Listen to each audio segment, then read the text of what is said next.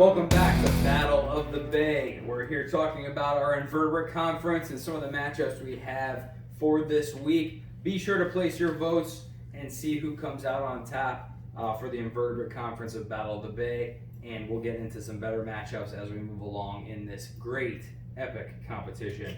So our next matchup for the Invertebrates, we're going over blue crab versus stone crab.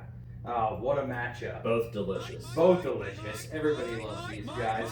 But they do have some pretty unique characteristics that might make them have an edge over the other. I'm not sure. So, blue crab, one thing, their scientific name is Calanectes sapidus, which means beautiful, savory swimmer. I agree. Yeah, I agree. Especially with the savory part. They're absolutely delicious.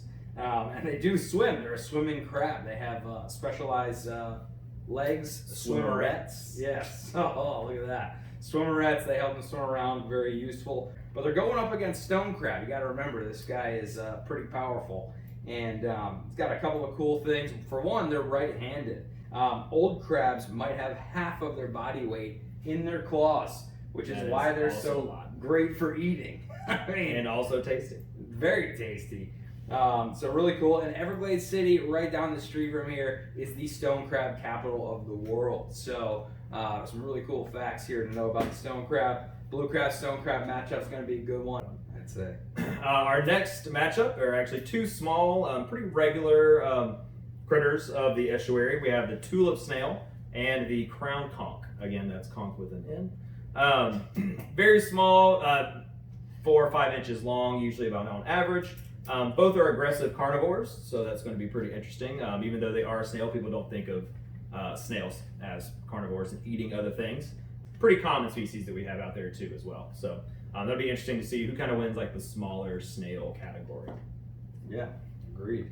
So we have another matchup, and this one is one I'm really interested in. It's the bloodsucker matchup. This matchup is mosquitoes versus No-See-Ums. This one is going to be pretty epic. It's good. So, you know, mosquitoes, everybody knows that. It's the state bird of Florida. And they are attracted to carbon dioxide, lactic acid, and several other things that are produced as byproducts of our regular functions, like breathing, for instance.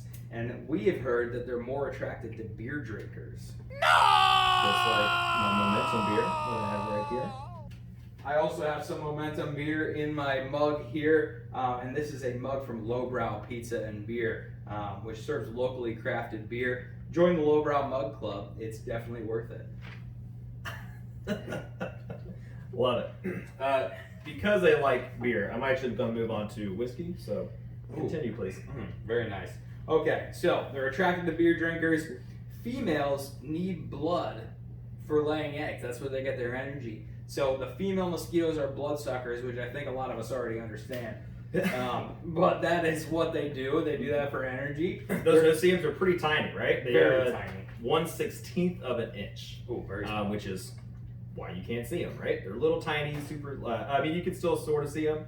Almost microscopic little organisms. Pepper flakes. Yeah, just like a pepper flake. But if you've been out in the estuary, you've definitely seen these. You've definitely been annoyed by these. Obviously, people typically don't like these biting flies because they're annoying. Same thing with mosquitoes. But some of these are actually ecologically important because they're pollinating some stuff that we like to eat and or as food for other organisms that are out there. Yeah, so then our last matchup of the first round are the flashy flyers. These are our monarch butterflies versus dragonflies. So the monarchs are really important, really cool. Everybody knows monarch butterflies. Very pretty animals. Every fall, these monarchs will leave their summer grounds, and throughout various generations, they'll eventually make their way up to 3,000 miles away from their original starting point, down into Mexico, and for the migration, and then back up the next year. That's just incredible. a crazy long distance. So their contender is the dragonfly, which I think is one of my favorite flying Super cool animals and insects. I mean, we got a pollinator here versus a predator, and a top predator at that. Dragonflies have a 95% success rate. When they target a prey item, they get it 95% of the time. There is no other flying animal that is that successful.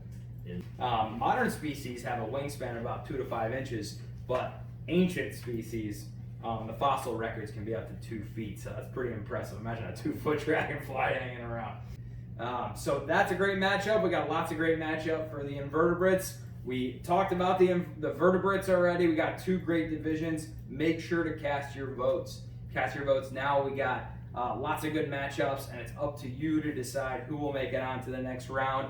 The Battle for the Bay is the most epic battle of the year, and you're eligible with every vote to win amazing prizes like boat tours, kayak rentals, and cool Rising Tide Explorers swag. So don't forget to cast your votes, and we'll see you next time.